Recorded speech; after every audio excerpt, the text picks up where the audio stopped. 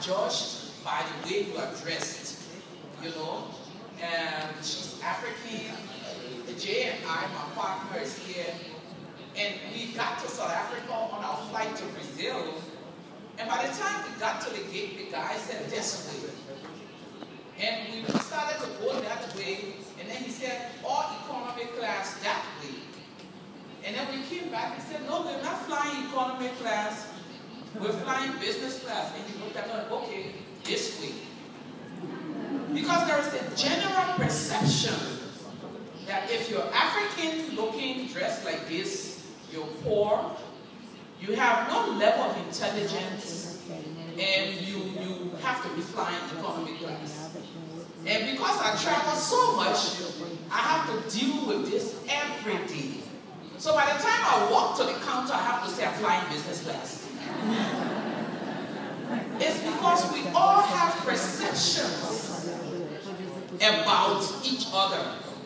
And we do not take up time to educate ourselves and to educate our children about other people. I like to tell this story. I came back from New Orleans in the U.S. where there were Hurricane Katrina. And as we say in West Africa, I bought my trouble by saying I wanted to read with children.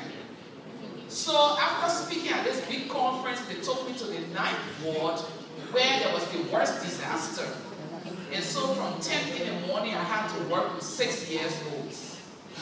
Then 10:30, 7 years old, 8:30, 11, like that. First question, Madam Leymah, do your people sleep in bed? Yes. And then we went to the 7-year-old, Madam Leymah, do your people drive car? Yes. So by the time we reached to the 13, 14, 15 years old, I was tired.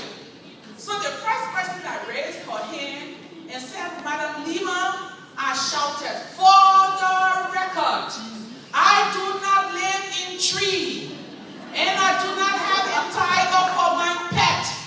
I drive an SUV in my country, and check it out, I do not have a till.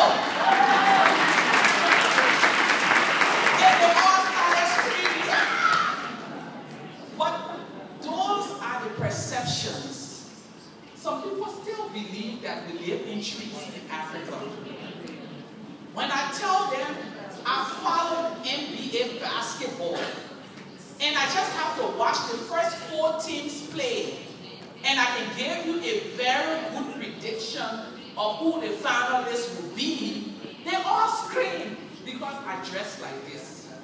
So one of the things we do with young people, and I suggest we do it in this country if you're not already doing it, is to open up their minds.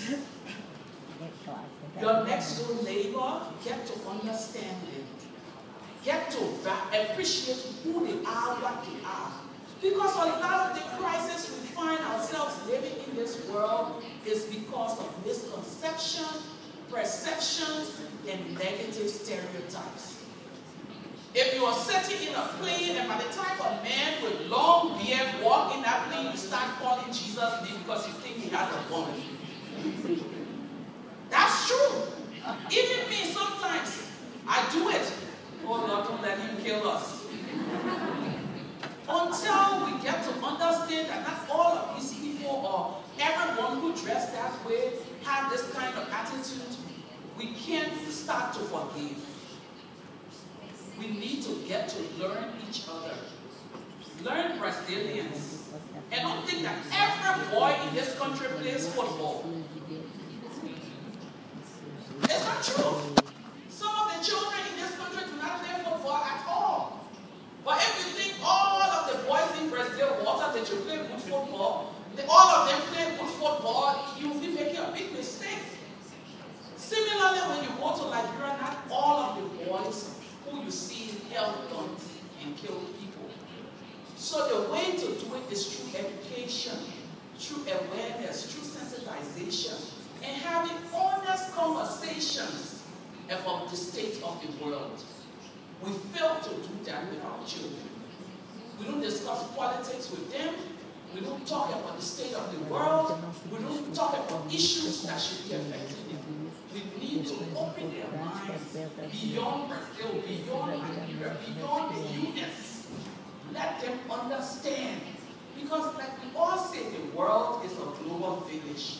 what affects one country finds its way to affecting another country.